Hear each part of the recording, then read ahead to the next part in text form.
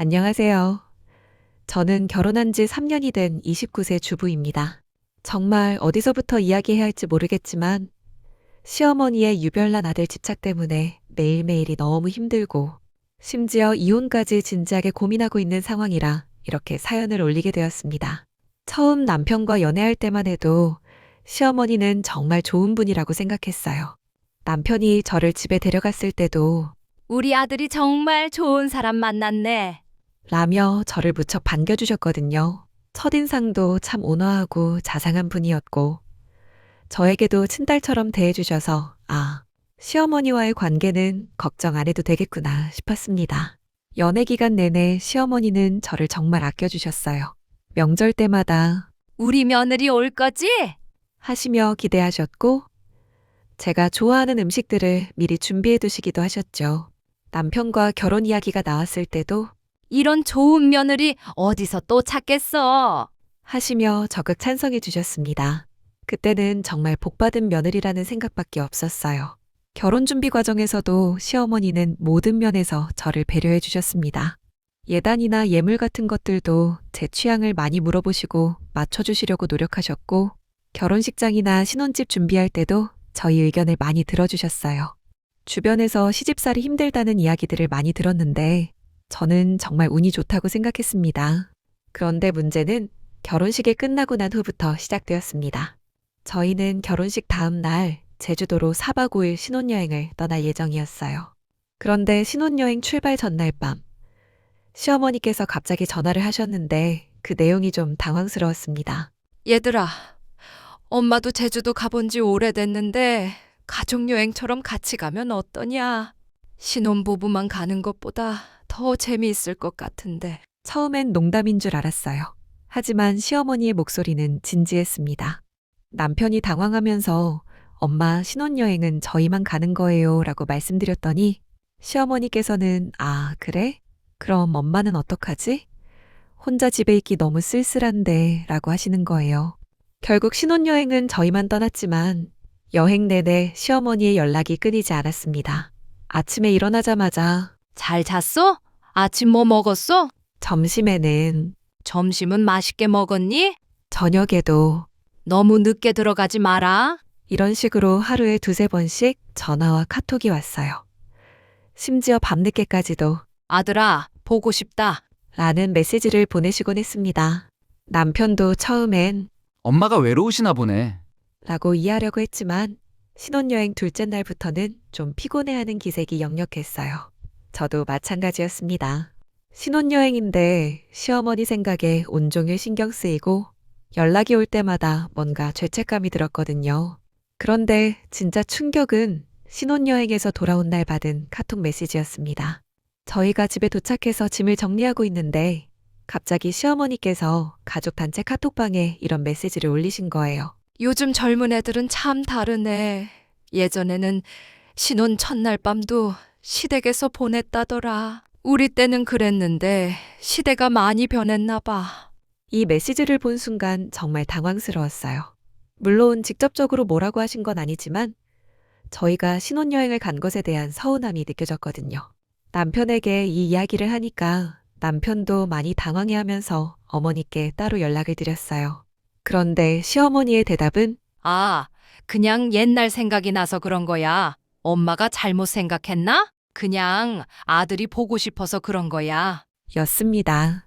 하지만 그때부터 뭔가 이상하다는 생각이 들기 시작했어요. 시간이 지날수록 시어머니의 아들 집착은 점점 더 노골적으로 드러나기 시작했습니다. 가장 충격적이었던 건 우연히 시어머니의 휴대폰을 보게 되었을 때였어요. 시어머니께서 화장실에 가시면서 휴대폰을 테이블에 놔두셨는데 마침 연락이 와서 화면이 켜진 상태였거든요. 그런데 남편의 연락처가 저장된 이름을 보고 정말 놀랐습니다.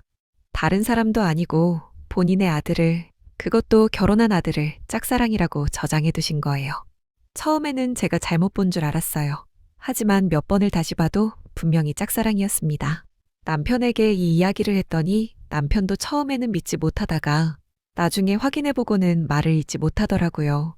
그런데 더 놀라운 건 시어머니께서 이에 대해 전혀 이상하다고 생각하지 않으신다는 점이었어요.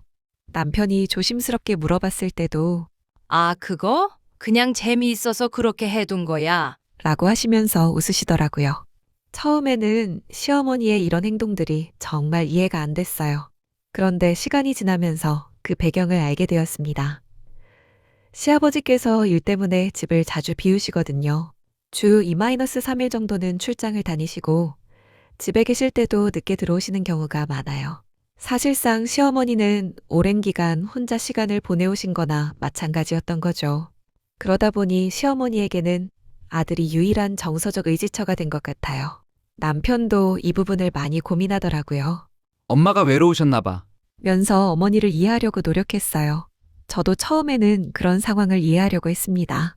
하지만 이해한다고 해서 모든 게 해결되는 건 아니더라고요.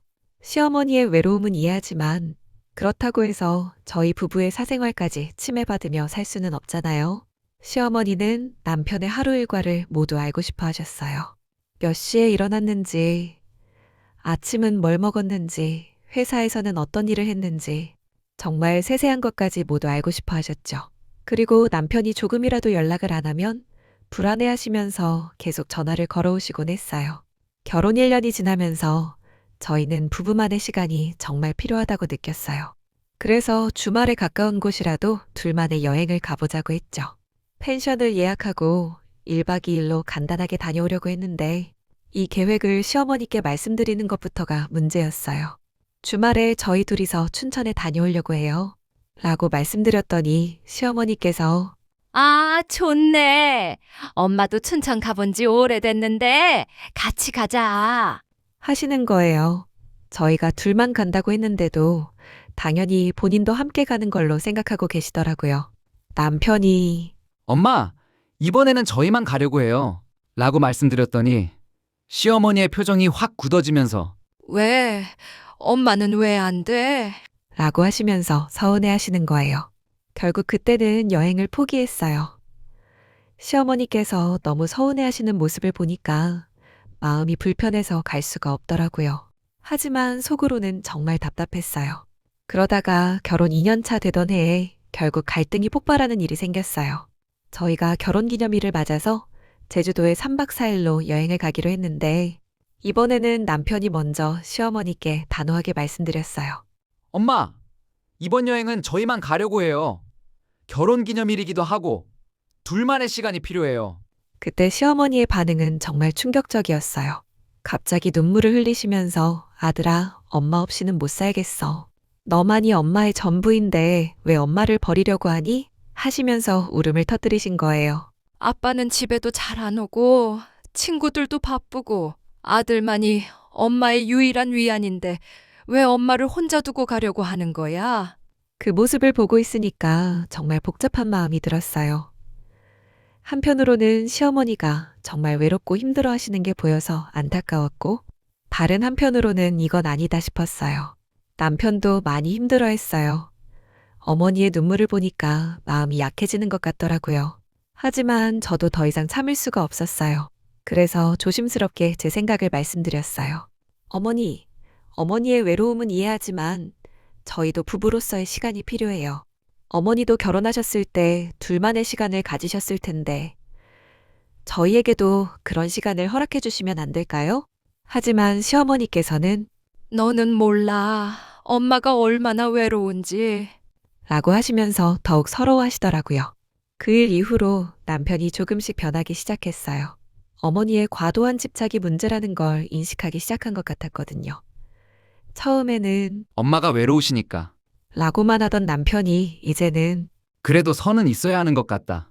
고 말하기 시작했어요.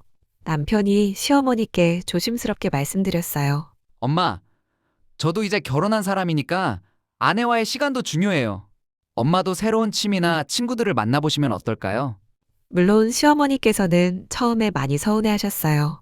아들이 결혼하더니 엄마는 이제 필요 없다는 거야? 라고 하시면서 속상해 하셨죠.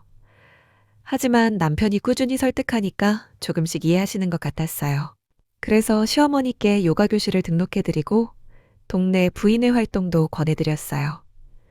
처음에는 나이 들어서 뭘 새로 시작하냐? 고 하시더니 막상 해보시니까 재미있어 하시더라고요. 지금은 예전보다 많이 나아졌어요. 시어머니께서 요가 교실에서 새로운 친구들도 만나시고 부인회 활동도 열심히 하시면서 예전만큼 아들에게만 매달리지는 않으세요.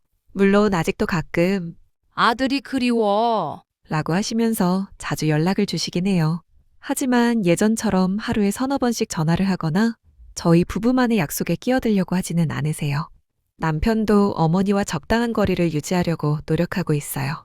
일주일에 한 번 정도는 안부 전화를 드리고 한 달에 2번 정도는 시댁에 가서 식사를 하는 정도로 선을 정했거든요. 저희도 이제는 부부만의 시간을 가질 수 있게 되었어요. 물론 시어머니께서 처음에는 왜 엄마는 빼놓고 가냐? 고하시긴 했지만 남편이. 어머니도 어머니만의 시간이 필요하시듯이 저희도 부부만의 시간이 필요해요. 라고 꾸준히 설명드리니까 이해해 주시더라고요. 하지만 아직도 완전히 해결된 건 아니에요. 가끔씩 시어머니의 예전 모습이 나타날 때가 있거든요. 특히 시아버지께서 출장이 길어지시거나 시어머니께서 건강이 안 좋으실 때는 다시 아들에게 의존하려고 하시는 경우가 있어요. 그리고 앞으로 아이가 생기면 또 어떤 문제가 생길지 모르겠어요. 손주에 대한 애정이 또 다른 집착으로 이어질 수도 있을 테니까요. 하지만 지금까지의 경험을 통해서 남편과 제가 함께 문제를 해결해 나갈 수 있다는 자신감은 생겼어요. 무엇보다 중요한 건 남편이 변했다는 점이에요. 예전에는 무조건 어머니 편만 들었다면 이제는 상황을 객관적으로 보려고 노력하고 아내인 저의 입장도 충분히 고려해 주거든요. 혹시 저와 비슷한 상황에 계신 분들이 있다면 절대 혼자 끙끙 앓지 마세요. 가장 중요한 건 남편과 솔직하게 대화하는 거예요. 처음에는 남편이 이해하지 못할 수도 있지만 꾸준히 대화하다 보면 문제의 심각성을 깨닫게 될 거예요. 그리고 시어머니를 무조건 나쁘게 보지는 마세요. 대부분의 경우 외로움이나 불안감 때문에 그런 행동을 하시는 거거든요. 시어머니가 새로운 관심사나 사회활동을 가질 수 있도록 도와드리는 것도 좋은 방법이에요. 마지막으로 너무 성급하게 포기하지 마세요. 저도 정말 이혼까지 생각했었지만 지금 생각해보면 그때가 가장 힘든 시기였던 것 같아요. 시간이 지나고 서로 노력하다 보니 상황이 많이 좋아졌거든요. 물론 모든 상황이 다 해결되는 건 아니에요. 정말 심각한 경우라면 전문가의 도움을 받는 것도 고려해보세요. 가족 상담이나 부부 상담을 통해서 더 나은 해결책을 찾을 수 있을 거예요. 정말 긴 사연을 끝까지 들어주셔서 감사합니다. 지금 저와 같은 고민을 하고 계신 분들께 조금이나마 도움이 되었으면 좋겠어요.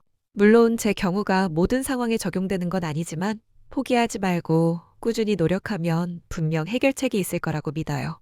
여러분의 소중한 결혼 생활이 행복하길 진심으로 바랍니다.